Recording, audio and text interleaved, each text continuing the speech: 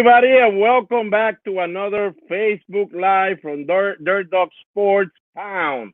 This is Arnold Santiago, and we got a good one for you tonight.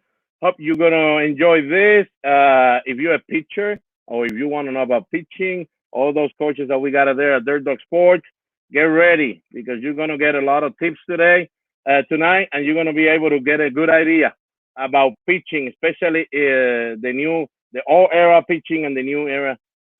Okay, so bring the man. Let's bring Mr. Don Connors. I thought you were bringing in Joel. Not yet. Not yet. How you doing, Don? Good. How we doing? We're doing good. I mean, I'm very happy. I'm very excited of what we're going to be doing tonight. We have a guy that pitched in the big league for 12 years. He's been around baseball, still around baseball, and for everybody that likes to keep stats and all that, we actually really have 4 guys in Puerto Rico that have won 100 games or more in the major league. Javier Vasquez is the leader in that group, and Joel is one of those guys. So I mean, we're talking about one of the best pitchers that we ever had in Puerto Rico history that made it to the big league. Yeah, I know. Solid, consistent career. Like you said, 12, 13 years, 100 plus wins. Hey, a couple doubles out there too for the 3 years he was playing in the National League. So he's got a little pop in his bat too. Yeah, and he was he's member of that 2001 Seattle Mariners. Made that record, 160 wins, 16 wins. Yep. So we're gonna be talking a lot of interesting things because he has some interesting teammates. Oh yeah. With the Seattle Mariners and the Cardinals. He actually was here too. He actually played with the Boston Red Sox for a while. So I mean, this is gonna be nice. I think it'll be great for everybody that it's watching, parents, the kids, and the coaches, of course, that they want to know about pitching, especially in the old era and the new era. Yep, no, definitely. He's their solid career, so he's definitely seen a couple of different decades of baseball. So let's bring him on in. We want to make sure that everybody knows that we're bringing another guy from Puerto Rico. So we're doing the second language again, but his English is probably better than mine anyway. So I don't know why I'm saying that, but I just want everybody to know. We'll just do one, and we're going to do one in Spanish too. One of these nights, I'm up to about 25% understanding some of your shows. So. Is that you actually believe in what you say? I don't even know what I'm saying in English. Never mind. All right, guys. All right, let's bring our special guest. Who we got, Alex? Arizona this year. Right back to Piñeiro. 2 away. No score here in the early going. The strikeout is the first for Piñeiro. Graduate? I assume he's a graduate. Struck him out. I guess that makes 5. Right back to Piñeiro. Holds the runners. 2 away.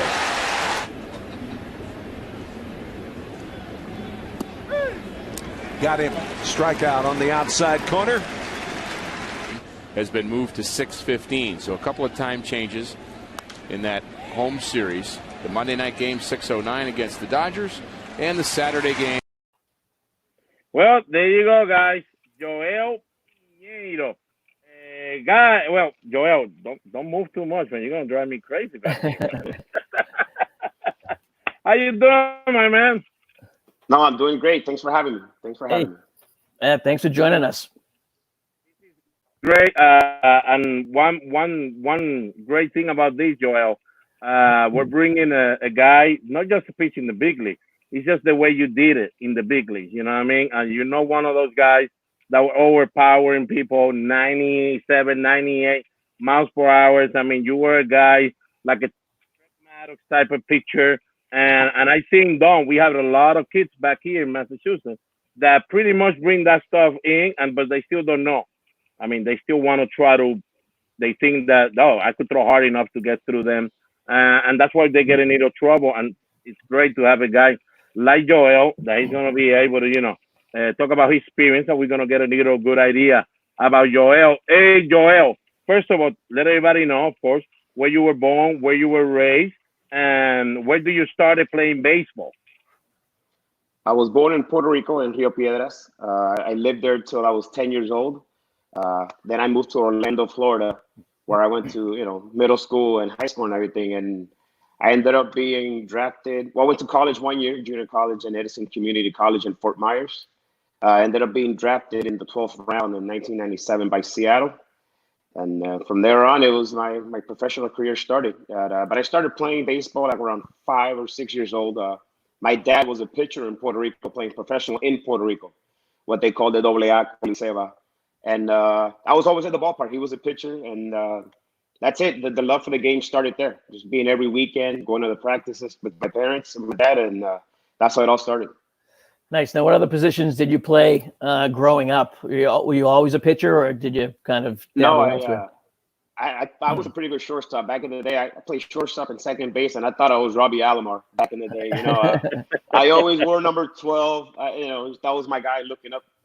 Obviously I was not a very good hitter. That's why I became a pitcher. But I always had a strong arm. And when I was in high school, I really started pitching my junior year. I pitched my freshman and sophomore, but not as much. I played good shortstop because I started as a freshman. I started in varsity in shortstop. Okay. So my arm was good. My defense, my bat was not so good. But later on in my career, the scouts came up to me like, "We want you as a pitcher." And I was like, "No, I'm going to be the next Robbie Alomar. I'm a shortstop. I'm a second base." They're like, "No, I think you're going to be a pitcher with the arm you have." And then from there on, then I started taking pitcher a little bit more serious in high school until obviously I went to college as a pitcher. And then from there on, I became the pitcher I was. Nice. Well, you had a couple doubles there in the National League as well. So a little pop in the bat still. Yeah. I hit the wall twice too. I almost had a home run. You guys, well, I'm not gonna say how many hits you got in the big league, but you did get them, man. You actually hit in the big league. That's all it matters, right? We don't have to worry about that anymore. But Joel, I mean, how important was while you were growing up? How important was to play other positions while you play sports? I mean, maybe you play basketball or other sports too. But how important was that for your career after you made it to the big league? And you probably, say, well, because I was doing this when I was growing up, I think this helped me doing that. In high school, I played basketball. I never made varsity. I wasn't that good. I made JV, but played volleyball too. People not know that. But obviously, I played volleyball. I played my junior and my sophomore year and played varsity volleyball in Colonial High School in Orlando. So I try to stay active in many sports. I didn't like soccer. Back in the day, soccer wasn't a big sport anyway, like it is now. But I think it helps you if you play multiple sports. Just the movement you have, just like positioning, the quickness, the jump you have on a ball sometimes. In basketball, it's different. In volleyball, it's different than in baseball. So I think all those movements and playing different sports and not getting too tired of baseball 12 months a year. It's important because you see kids nowadays that they play baseball, every day. They're playing 2 or 3 different teams. And I think you need that little break from baseball just to clear your head, clear your mind. But even though it's your love of your sport, I think you need to play in other sports. It helps your body too. Yeah, no, that's great to hear because I think it is, we love seeing the kids playing different sports. We're there, obviously, we tend to start up our seasons in like September, October. But we know they're playing elsewhere. We know they're playing football, they're playing basketball, and we kind of work through it. They're members at the place, and come on in, shine up your skills when you get a chance. But yeah, I agree. It definitely helps. Well balanced the kids a little. That's funny. That's the only sport, football, that my mom didn't sign the permission slip. Right. The coach is like, "Hey, we need a quarterback. We need your arm." And my mom's like, "No, I'm sorry. That's the only sport that didn't sign the slip." Yeah, I know a lot of parents don't. They wouldn't let their kids play Pop Warner until they were going into high school. Yeah, if at all. Yeah. So yeah, it makes sense. Joel, I mean, you get drafted, of course. You the 12th round, like you say, in 97. You start your minor league career. Of course, you didn't have to probably go with that language barrier like all the other kids had to deal with. So that's pretty good for you because you feel a lot comfortable getting in.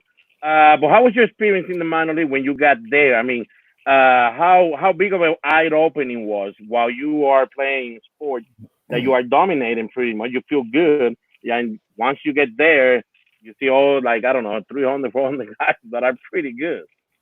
No, it's obviously sometimes you'd even get homesick because I mean, I'm in Florida with my parents and close, and next thing you know, first I got to go to Arizona for like a camp. Then I have to go to Everett, Washington, all the way across the country in Everett, Washington with, I don't know anybody. You have a host family that you live with.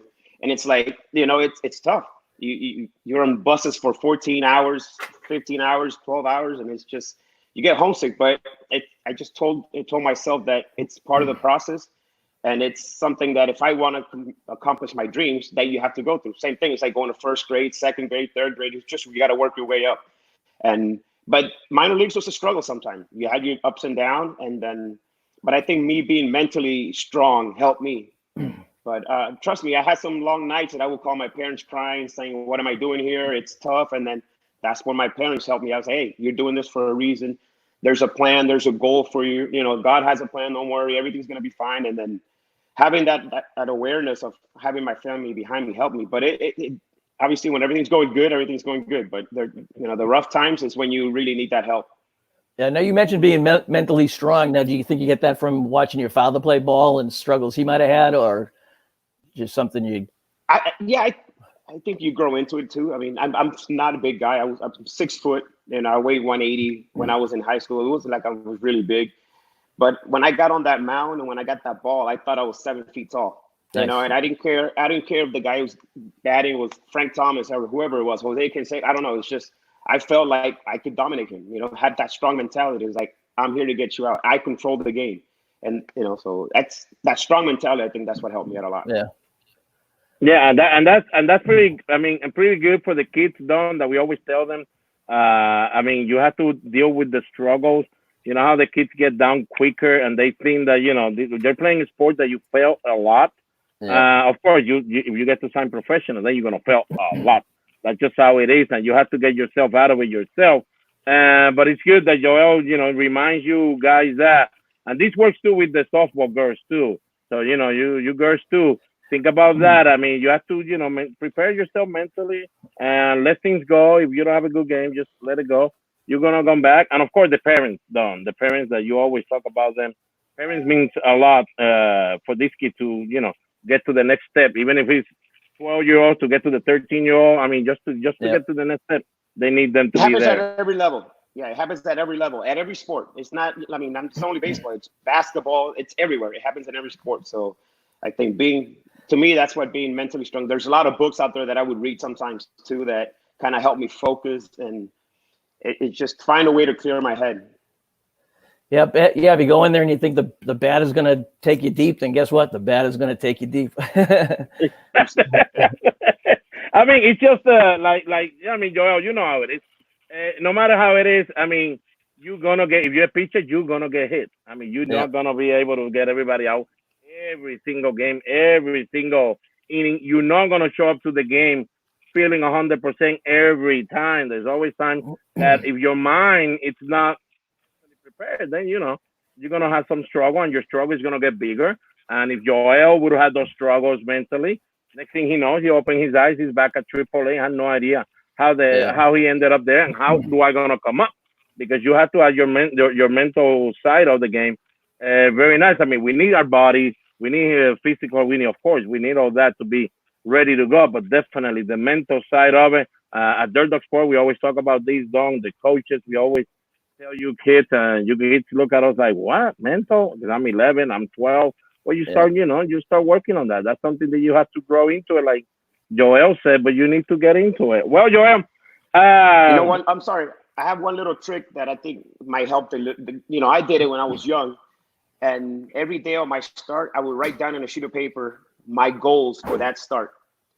And I was, I would be, I'm not going to put complete game shutout every time, because that's not, but I would put 7 innings, 4 hits, 1 run, 4 strikeouts, no walks, less than 100 pitches.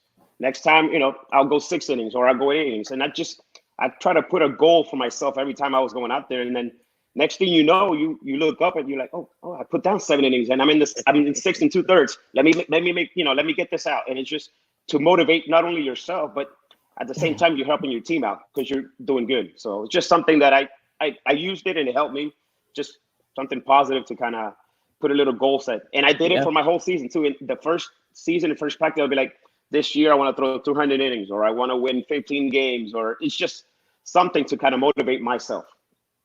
Yeah, well, that's a great little tidbit for the kids. No, that's pretty nice. Now we're gonna have kids with boobs. That's good. I mean, we need notebooks. Yeah, we need all that technology. Needs to stay home, guys. Keep But now technology they can home. put it on their phone. Yeah. yeah. Now they just put it in their notes in their phone and they're fine. Because I mean, when you write it down, and Joel, you tell me because you were writing stuff down. When you write it down, it stays on your mind. I mean, when you put it in the cell phone, you just put it there. Your mind doesn't work the same way. But when you actually write it down, you could see. I mean, it's like going to school. You write it down, stays with you, and then you make sure you don't do it the next time if you did something wrong or whatever. But that's pretty good. I mean, if you have to keep it down, I think I saw Michael Chavis, the rookie for the Boston Red Sox this year. He was actually doing every at bat. And, that's good. I remember Carlos Delgado, Joel, used to do it. He used to just write it down. Kurt Schilling, I sit down. And we need to get that back, kids. Don't you think, though? We need technology to take a little break once. yeah, you don't want to get I always say the analysis paralysis, but kind of good little segue right there is like how much, like just to educate all the kids out there is from start to start, how much video work did you do on yourself, or how much video work did you do on the competition?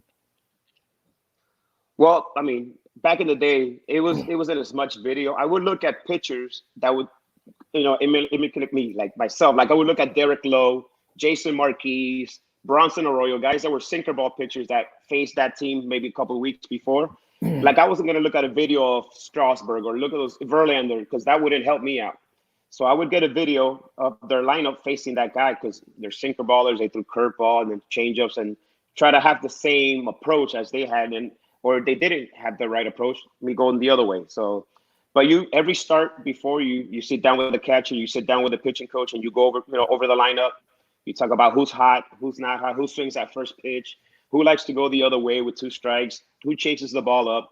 It's just kind of a little refresher. And between innings too, sometimes the pitching coach or the catcher will come up. Hey, remember we have this guy. We got to do this, this to him, and But it's a lot of stuff that goes in the back.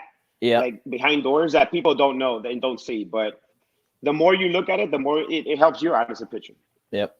But sometimes you don't. Go ahead, Don. Sometimes you don't want to. You don't want to put your mind too much with too much information because then you're gonna start just going crazy. Yeah. Like I would pick out like the important stuff. This guy likes to steal bases. This guy swings the first pitch. This just there's something. But once you start putting too much information, you start really thinking too much, and then you're not pitching. Yep. And it's good what you mentioned there. There's no point on Joel Piñeiro, like we were saying before we started the interview. You're not a guy that threw hard. You use a sinker, so there's no point in you watching guys that you're not gonna get something out of it. And that still counts for the kids right now. When you're watching a baseball game, you're 13-year-old.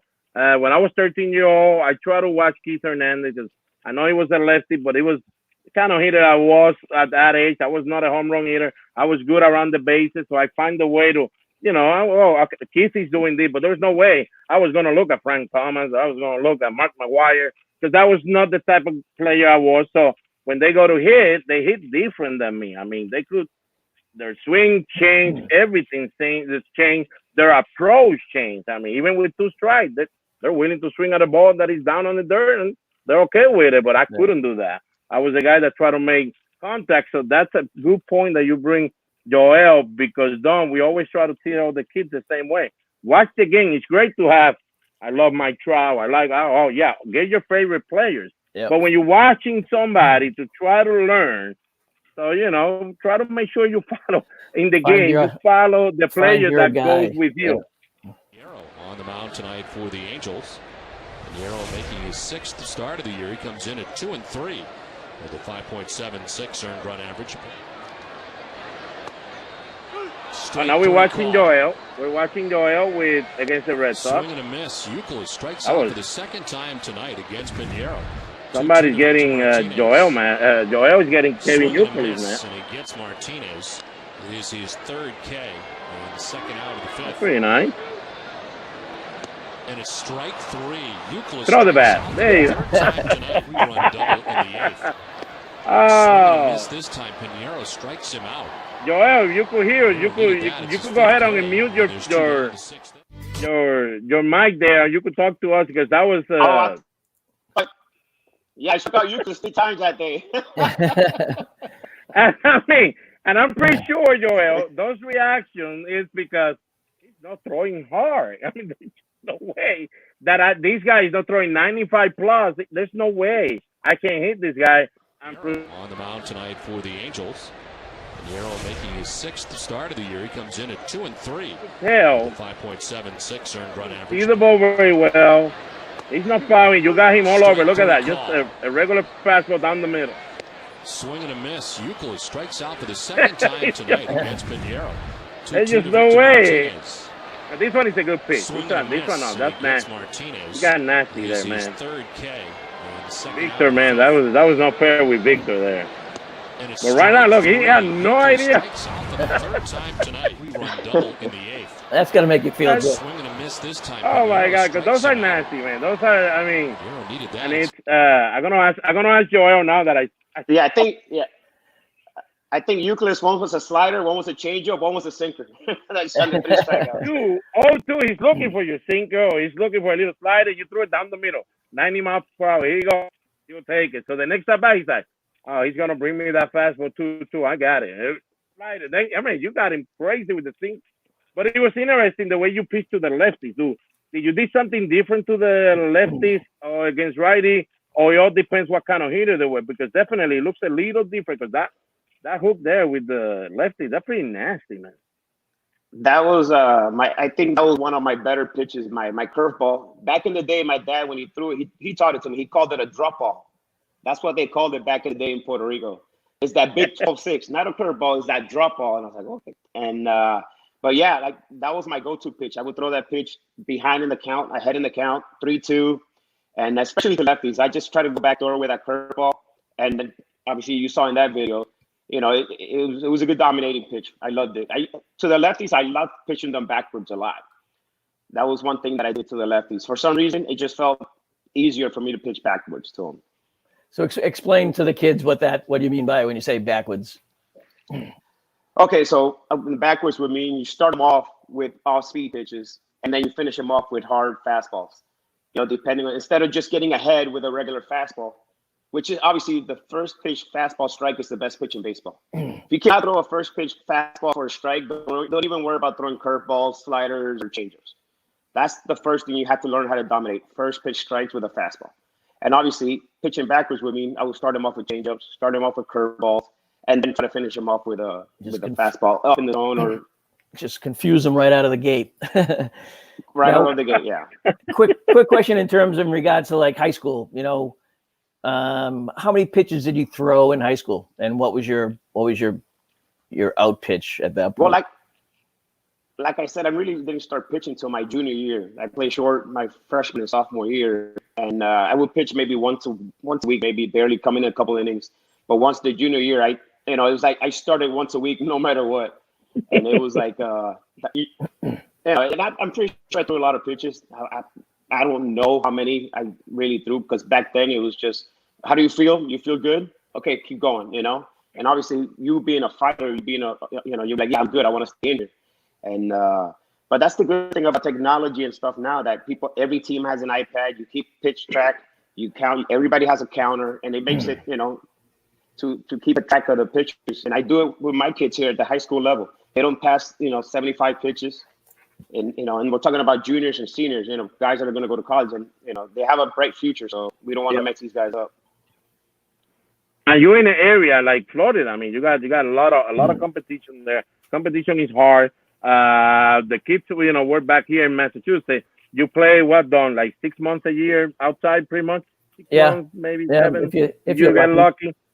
And the arms are not the same, of course, because you don't acclimate yourself the whole year throwing like a regular Florida, Texas, California, and things like that. So it's interesting the way you guys you make sure too that you keep the pitch count of that too.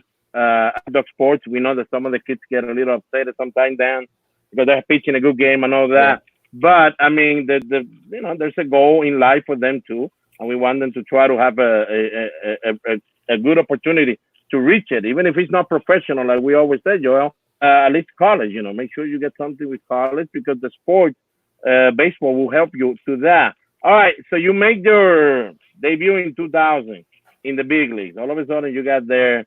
All right, how was that, man? How was that phone call?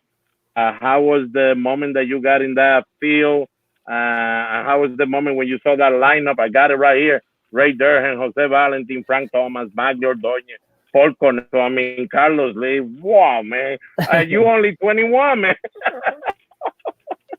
That was, I guess, well, one of the reporters when I was in AAA in Tacoma kind of gave me a little hint because Seattle had a doubleheader on a Thursday. And I was supposed to schedule to pitch on a Thursday in AAA.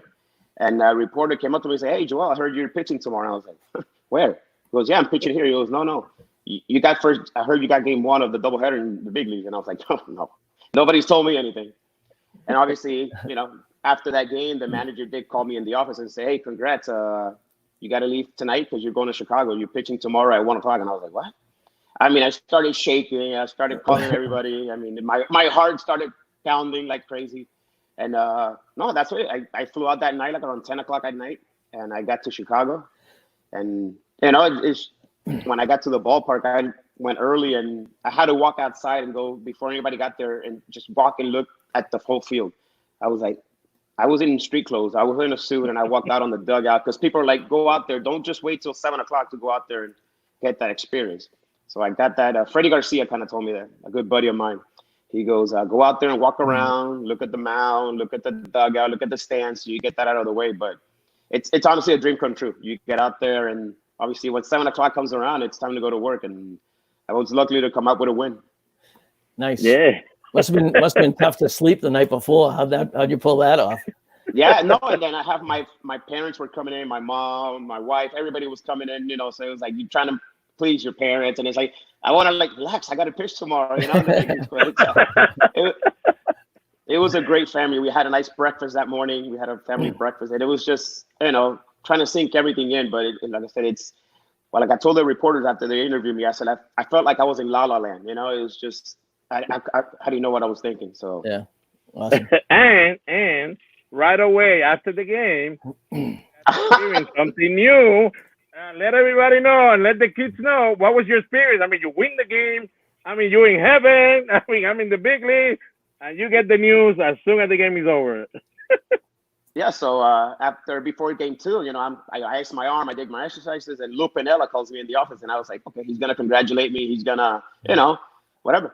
Next thing he goes, "Hey, son, we're sending you back to AAA right now." And I was like, what? So I got sent down after winning my first start in the big leagues. I had to go back to AAA that night, but it was because they needed to activate another player for the doubleheader. But luckily, 3 days later, I got the call back up, and Nice. I spent the rest of the year in the big leagues. But it's not just getting there; it's staying there. Yep. No, and you did. You hung in there for a while, so that's awesome. For the kids, I mean that experience was amazing. 6 innings, 5 hits, 2 earned runs, 2 walks, 4 strikeouts, and I have to mention the home run, man. I mean, who was that, and how do you feel?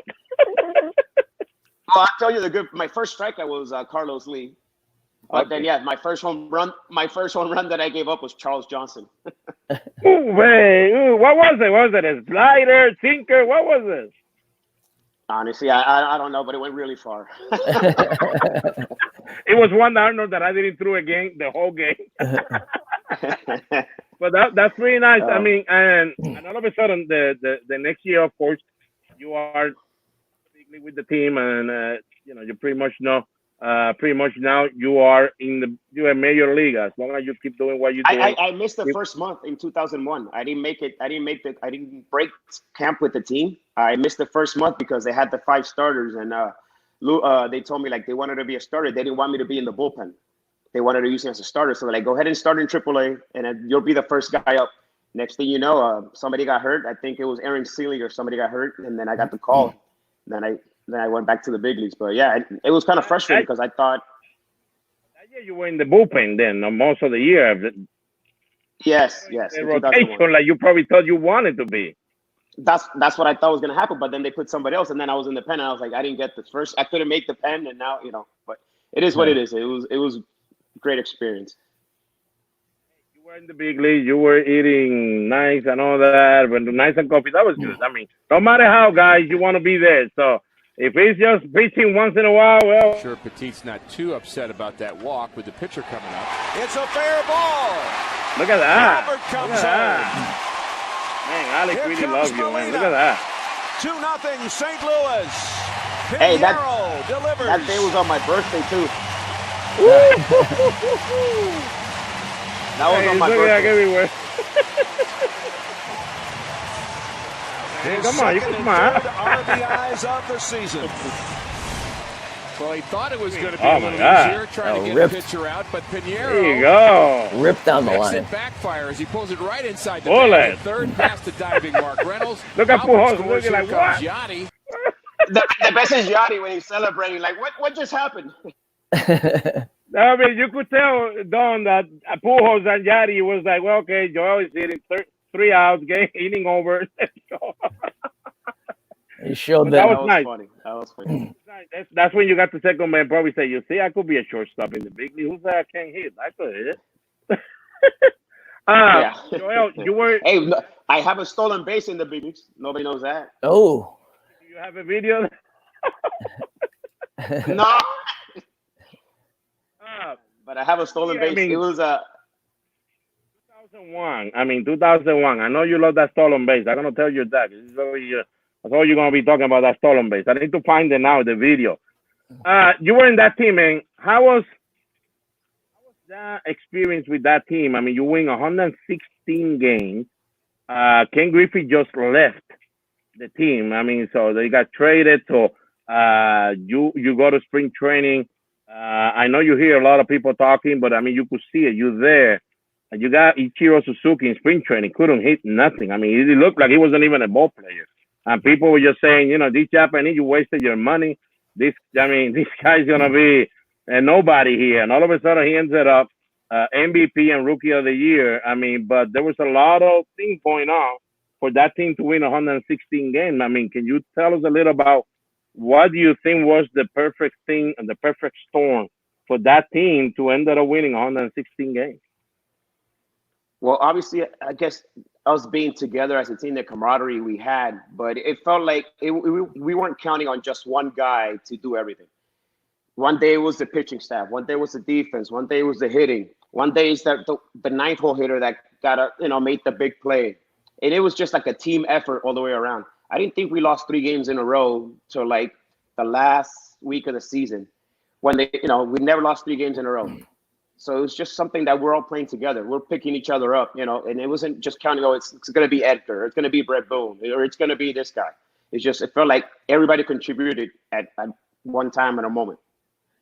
Yeah, and it's funny. All the teams that have those great seasons, it's all chemistry. You never hear about a team that wins 116 and everyone hated each other. I don't know how we did it. It's always that team atmosphere, and like you said, the teamwork, picking each other up. That's always seems to be the key.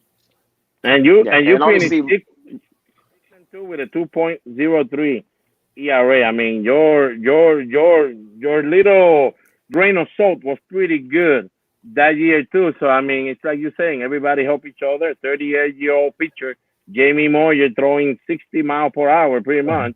That's how he felt when he won was 20 50. games.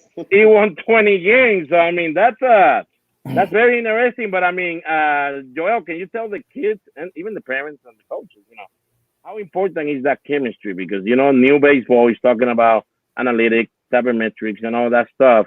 But I'm like you. I and Don believes the same way. Chemistry, it's very important. No matter what, you're not gonna go that far if you don't have good chemistry. Yeah, and us, especially as a pitching staff, we spend more time with them. We had like a little friendly competition. If Jamie went out there and he went 6-7 innings, and I wanted to go 8 innings, and then Freddie Garcia or whoever was next wanted to go 9.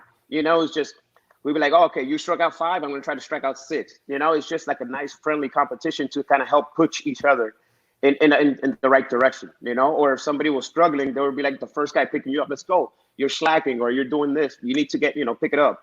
So it was like that friendly competition that we had, helped us motivate us. What do you think, Don? Because I mean, that's something we always preach to every team that we got at Dirt Dog. I mean, we always praise them. We need to get together, get along since we start practicing in November. I mean, we want to do it since we start practicing in November. And they always look at us so weird. And no. I mean, you need to get along. I mean, Don can't get mad if Joel tells him you're doing this wrong. Work on this, and I can't get mad if Joel tells me you're doing this and doing that. I mean, that's part of the chemistry. And sometimes we the kids forget about that. Yeah, and I think the key there too is it's obviously when you're getting into the youth sports, it's not just the coaches and the kids. The parents play a big part too. So the parents have to be able to kind of talk to their kids, keep their kids level-headed.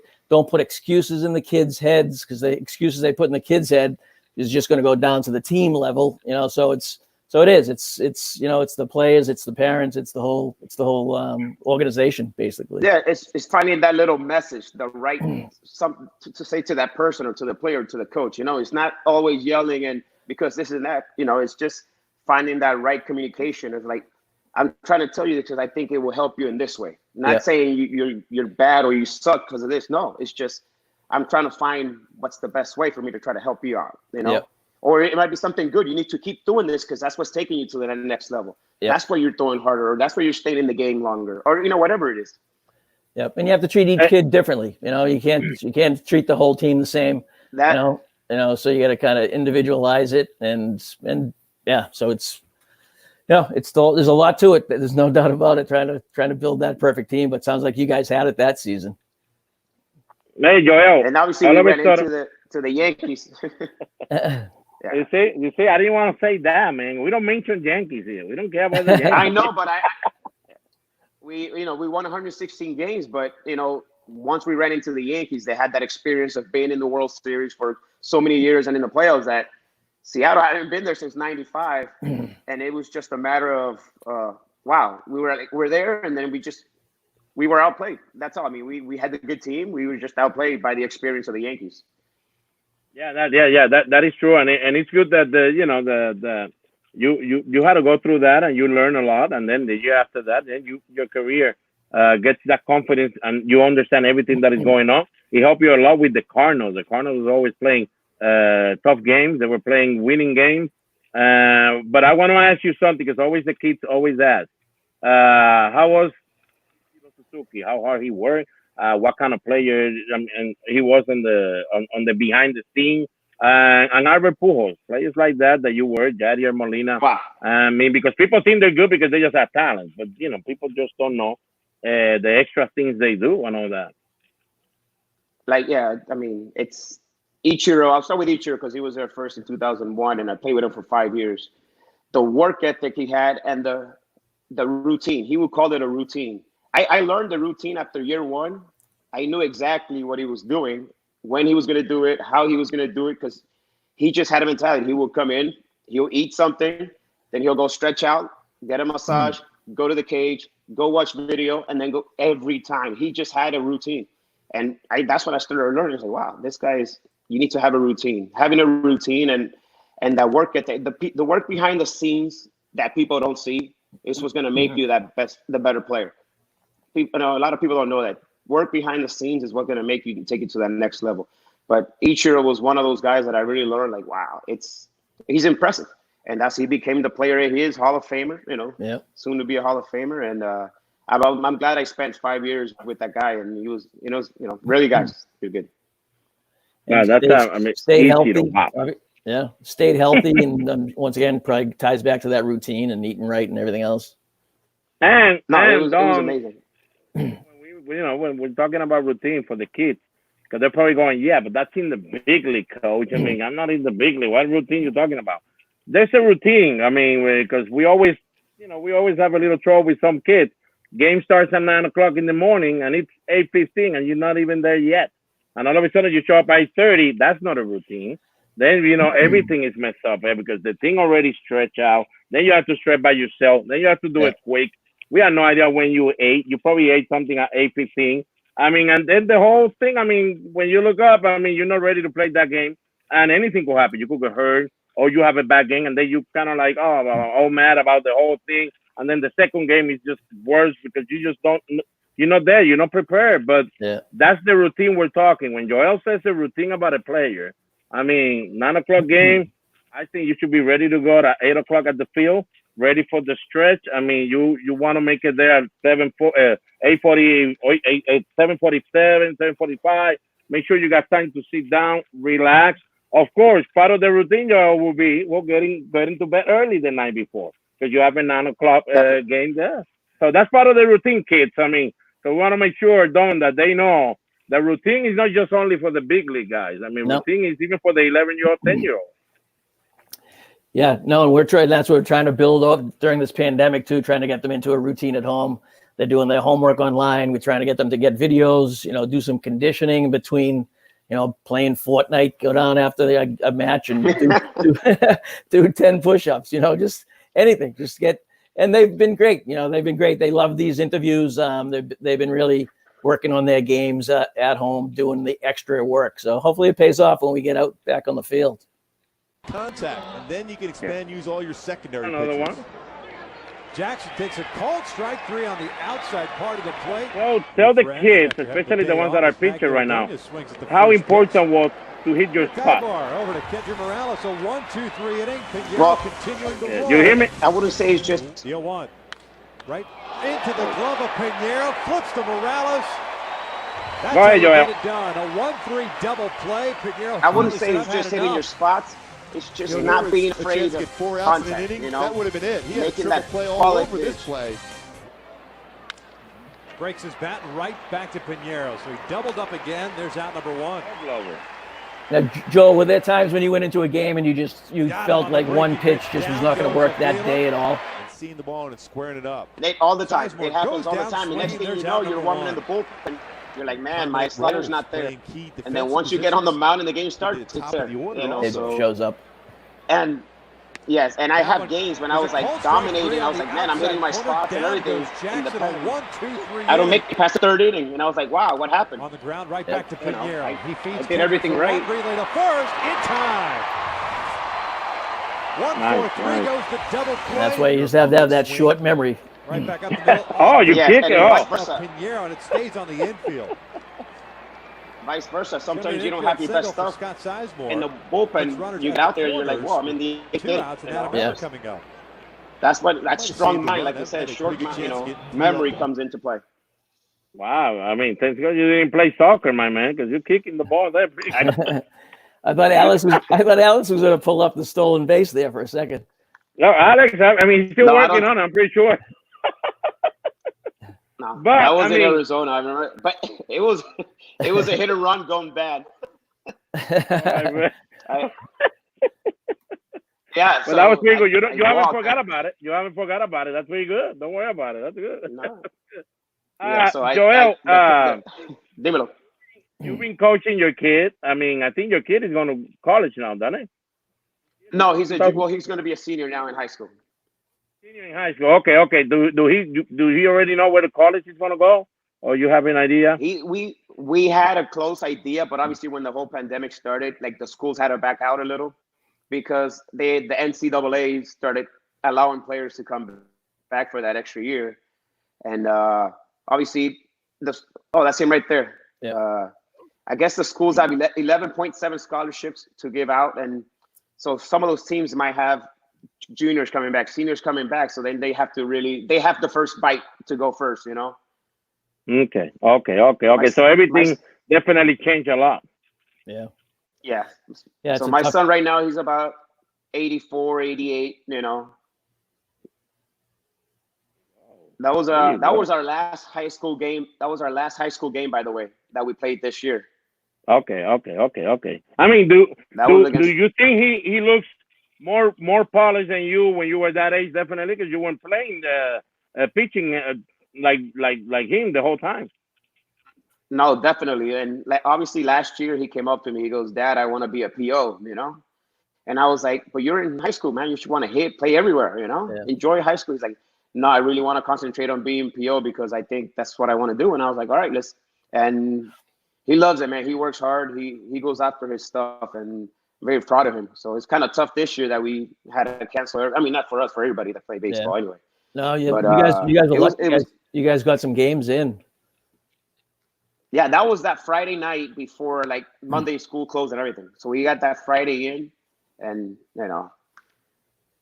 He got your curveball, I my didn't even know man. this video was out there.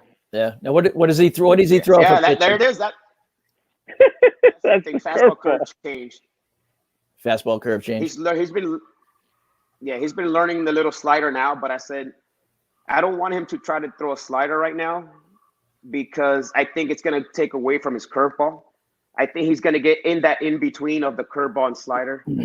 And we can work on it on the side now, playing catch, because it's not, but I think it's not ready for game situation, because I think throwing it right now, he's going to get in between, and I don't want him to lose that curveball that he has right now. Yeah. But it's in the, we're working on it. But to me, I kind of say hold off a little bit on it, and but now we're working on it at the house. But yeah, he doesn't throw it in a game yet. When was the first time you let your kid throws the curveball? I mean, when was that age that you told him, okay, then you could tell the coach that you could throw it this year? Well, I guess we was kind of like the 12, 13, he started throwing it more often. And obviously myself, I would tell the coach, and I was like, he's only throwing one curveball per at bat, and you need to pick your spot. He's either going to throw it first pitch or first strike, but he's not going to be throwing 2 or 3 curveballs to hitters, You can pick one curveball per at bat and stuff like that. And I would sit there with my clicker in the games, and I was like, I would look at the coach, hey, he's got 40 something, he's got 60, I was like, I'm paying attention. So, but like around that 12, 13 is when we really started dominating that curveball for him to kind of have it. Yeah. And the key is, and obviously learning from the best yourself. So, is making sure that they're throwing the curveball correctly. It's once you start throwing it incorrectly and your arm slot's way off, then that's when obviously the injuries and everything else comes. Joel, some kids are gonna be here, and I know some parents too are gonna relate to this. You were a dad, of course, when you took your kids to a tryout and things didn't work out very good for them, and you were like, oh, it's okay. I mean, it happens. And I would like you to, at least, you don't have to share the whole experience thing, but at least the message that you would like parents to know. Since we got a lot of kids that try out some different things and it don't work out for them, and they get crushed. I mean, they literally get crushed. Not that much the kid, because how the kid, I mean, you play Xbox or PlayStation, the next he's gone. His mind is gone. But the adults, the parents, we're the ones that really get us. And I mean, tell us a little about like what's the message that you think parents should get when a kid goes and do something in a tryout, no matter what age it is, and it just don't work out for some reason. No, it's like it's not meant for everybody. I mean, sometimes I don't want to push my sons too much. I have 11-year-old twin boys that obviously I kind of told you this a little while back. We went to, here in Miami, there's a nice big baseball, team that, they had a tryout. So I was working, I was gone with Seattle, and my wife took the kids to the tryout. And the coach tells the kids, like, all right, 11-year-olds now. He goes, all right, you need to throw 3 fastballs, 3 curveballs, 3 sliders, 3 changeups. And my kids looked at the pitching coach and like, we only throw fastball change. I don't know how to throw curveball. I don't know how to throw slider. I mean, you're telling an 11-year-old at a tryout, that's how much they're trying to push these kids. Yeah. And I was like, well, they didn't throw, and obviously they didn't make that team. I mean, just as well. I'm glad they didn't make it. But it's just that mentality that the coaches sometimes have, and like the parents, like, because I've seen kids that they're doing the medicine ball work at 11, 10, 11, 12 years old, the weighted ball programs. And I was like, these kids are still developing. These kids are still growing. You can't speed them up. Everything will come at the right time. So, but it is frustrating when you get a guy that you think he's good and he goes out to the tryout. Maybe he was feeling bad that day, or he had a headache, or he just had a bad day, because it happens to everybody. It's just that thing of being out there. It's just going back to the mental side, trying to get your kid to be like, hey, you're fine. You did good. You gave it your best. You gave it 100%. That's all that matters. You know what? Now you can see that the competition is tough. Look, you thought you were good, but that kid's a little better. So it's just that thing that you think you're the best. You're not the best. There's always somebody out there that wants to take your spot. Yeah, gotta keep working it. No, that's good. And once again, it's, like you said, it's the whole mental side. You gotta kind of work through those tough times, whether you're 10, 11, 12. But to Arnold's point too, the parents have a big part in it, and You got to remember the age of the kid, number one. You got to remember that, like you said, Joel, the development of the child. You know, sometimes someone just all of a sudden they go through a big growth spurt. So they gain 5 inches from their 12 to their 13-year-old season. They need like a full year to catch up to their bodies, you know? Yeah. No, Yeah, some that's peak early. that's Some amazing. peak early. You see kids Yeah. that they peak early. I mean, my son had right now, there was a junior throwing 94, 95, and my son's like, how is this guy throwing that? And I've been working pitching. I'm only 88. And I was like, I don't know. He peaked early. You know, he has a little bit. He's stronger or whatever it is. It's not the work ethic. It's just he's a little better ahead of you right now. But you know, just it happens everywhere. Yep. Okay. All of a sudden now, Joel, show everybody because I'm we're very proud of this back in Puerto Rico. Your 100th win in the big league. And just tell her a little bit about it. I mean, I'm pretty sure Alex had the video. I mean, because it's a big milestone. I mean, I know while you were playing, you don't look at it that way right away, but when you retire, I'm sure you look up and say, 100 game in the big leagues, man. That's just, I mean, a lot of hard work, a lot of sacrifice in your life, and I'm pretty sure you still pretty much remember that day. No, definitely. Check swing bouncer back to Piñeiro. I had no idea that I was getting 200 wins until a reporter told me. Capuano goes down swinging. And I think he told me like around 97, 98 wins. He goes, oh, you're like 2 or 3 away. Carlos Beltran at the plate and a fly ball to left field. His first time up. This one line right back to Piñeiro. And he is down. And here's you kicking again. Kicking another one, man. The way that Oh my Piñeiro's God. walking around, got him in the right leg somewhere. Oh, yeah. I mean, what are you feeling right there, man? Is it itching? That's the back leg, the push-off leg. All right, I stayed in. There you go. It's that mental toughness. Got him on the breaking Yes. pitch. It's a tough pitch right there. And you go curveball here to try to get through This is, the inning. and Don, I want to remind you guys again, 100 wins is something amazing in the big league, but Puerto Rico was something pretty big. I mean, that milestone that Joel did. Off the end of the bat towards Yeah, and it took short. me like I think 5 or Ibarra 6 comes starts to get that Goes on 100 the run. wins. There's It was in out my head there. every time I was Mike going out Scherzer there coming now. out and pulling. After that Joel reporter Piñeiro, told me, but 86 pitches thrown by Piñeiro, 4 strikes. see, I that day I still didn't get want to good. come out of the game. I had 86 pitches in the 7th inning, and I was like, wow, but You weren't even never wanna sweating come out of the game. No, I mean my leg did hurt, but yeah. All right, Joel, best manager you play for. We just saw Mike Scherzer there. Best manager you play for in the big leagues. I mean, that you like this about this guy. Wow. I mean, because we got some coaches from Dirt Dog watching this, and they want to get some tips. I mean, to learn new things. Wow. Well, I was lucky, honestly, very lucky to play for some really good managers. We came up with Lou Piniella in Seattle. I had Mike Hargrove and Bob Melvin in Seattle when he started. I think that was his first job being manager. But then I went to Boston and I had Terry Francona, which is another outstanding manager. Obviously, went to St. Louis, and I think that would be the best, the Tony La Russa. I think one of the greatest, take nothing away from the other managers. And then obviously, like you said, Mike Scioscia was the last manager in the big leagues I had, but I was able to look for those great managers. But to me, Tony La Russa at the end of the day was just had it over the top for everybody. The way he would come in between innings and talk to us is like, what did you throw that pitch? What was your mentality thinking of that pitch? Hey, we need to get this guy out. You need to stay out there. He would just talk to you during the games, and he'll have a little notepad, keep stuff writing every inning just so he doesn't forget stuff. And in between the clubhouse, he'll go in there and talk to us. He'll be like, hey, you know what? You got a day off. Take it easy today. Go ahead and relax. You don't even have to hit today if you don't want to. Enjoy your day off. And then he would tell, it's just the way the communication, I guess, he had. Yeah. It's the biggest thing. The communication he had with the players, they were all players, managers. But this guy, to me, just had it at another level. Don, I think that's the main word there, communication. That communication especially with kids.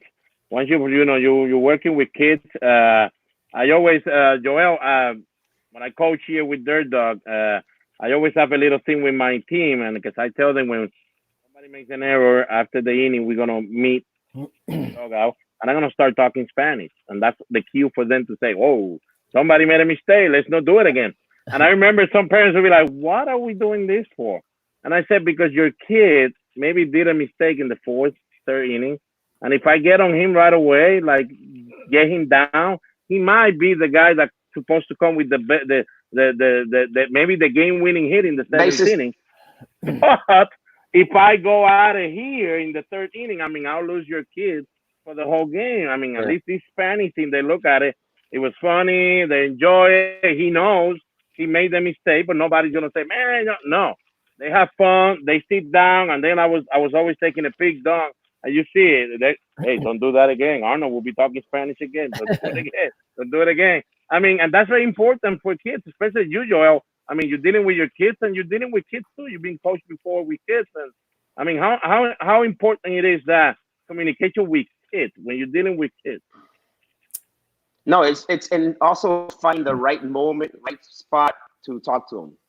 You know, you like you said, the guy went 0 for 3 with 3 strikeouts. You're not just gonna go to him right there and be like, hey, you know, maybe you wait till the next day, or maybe you take him on the side the next day, or say a pitcher struggled, he didn't make it past the second inning. You're not gonna bust him right there when he comes in because he's already frustrated. So you don't want to knock him down more.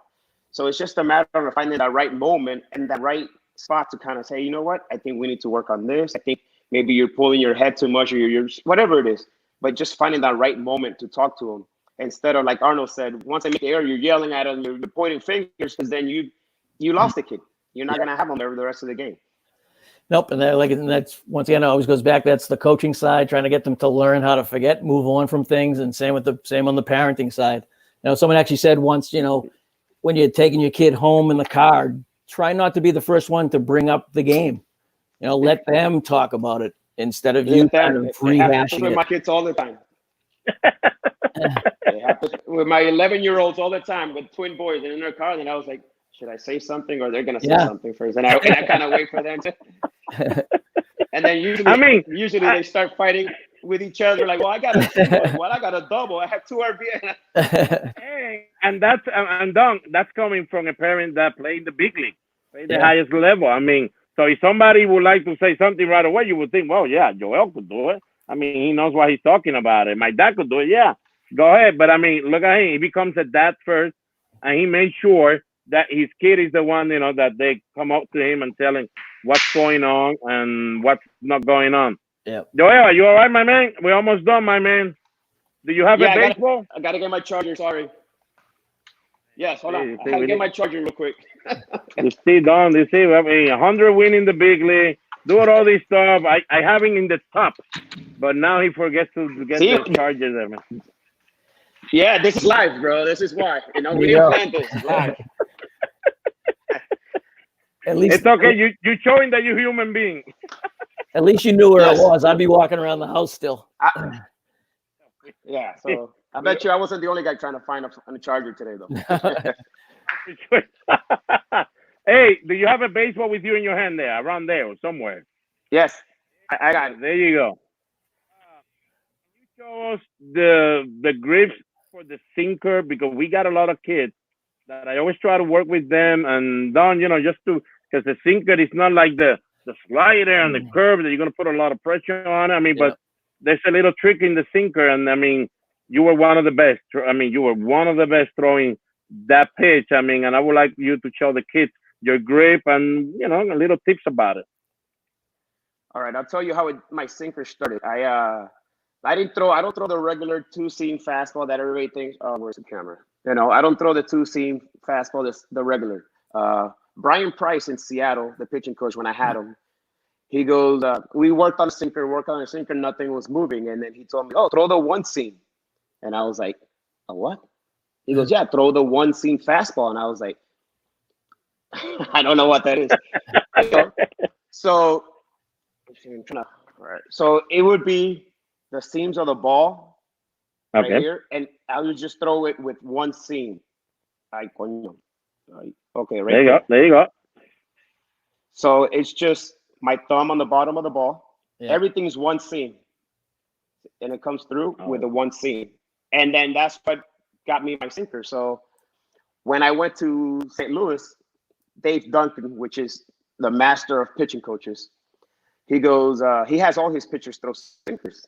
And I was like, he goes, do you have a sinker? And I was like, well, I have one. I don't throw it as much, but I have one. He goes, all right, from now on, that's all you're going to throw in your bullpens and in sinkers. And I was like, wow.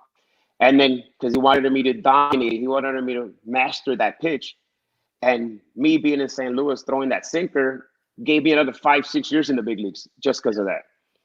Okay. So, because I would throw it on both sides of the plate anytime in the count. And it was just, that's how my sinker started. But it started with Brian Price in Seattle. And I didn't use it as much. Imagine if I would have had that pitch earlier in my career. I mean, I don't know what could happen.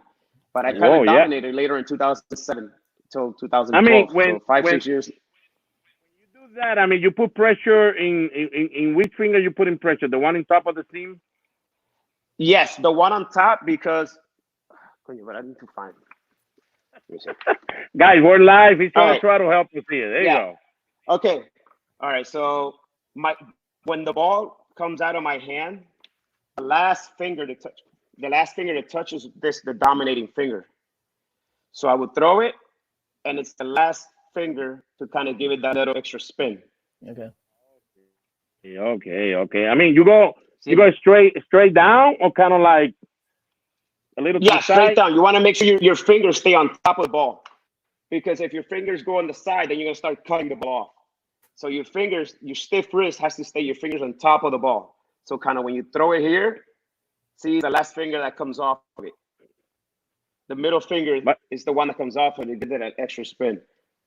Because, I mean, there was time, I mean, and you correct me if I'm wrong, but there was time that I watched a lot of your games that you could go 3 or 4 batters without even throwing nothing else. Just moving around the sinker just... My thing that I tell my pitchers at this level, and I told them too when I was working with Seattle, I would tell them to the first 3 to 4 pitches, that hitter's either they're on base or he's walking back to the dugout. You know what? There's no messing around. There's no trying to be too perfect. It's no, I wasn't trying to strike out people. The strikeouts will come eventually, but I was not trying to strike out people. And it was just like, all right, in 3 or 4 pitches, this guy's on base or back in the dugout. No, I don't want to waste no time with you. And that mentality of me going after the hitters, not being afraid of contact, not being afraid to get hit, it's going to leave you out there, trusting that ground ball, hitting your spots. And it keeps you down low. Yeah. What do you think, Don, about that? Like I said, sinker, I mean, it's something that you can do it. No, if I knew this pitch, I might have had a career, period. There you go, Don. You have right there. And you're a lefty, man. You would have been great. You're a lefty. I mean, they could move it around pretty good. But, I mean, it's good that Joel chose the sinker, and it's good to have you here, Joel, with that.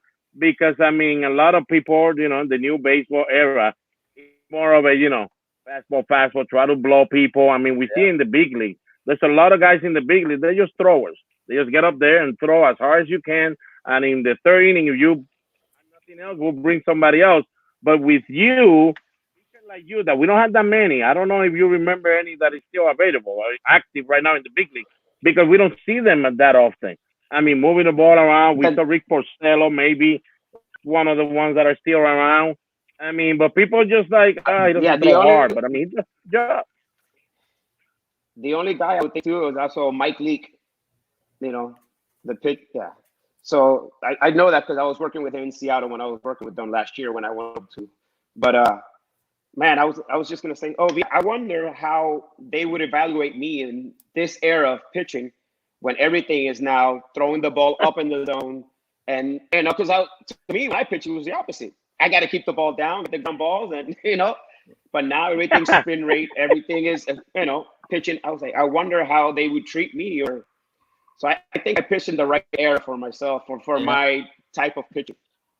Yeah, there's no way you could pitch. I mean, sinker ballers, Don, you keep the ball high, you're in trouble. Now in the big league, they want you with 2 strikes, throw high pitch, because it's a pitch that you percentage-wise and analytic, you're supposed to get more outs. But Joel would have been, you would have killed if you try to throw high. I mean, that's just not a spot for you.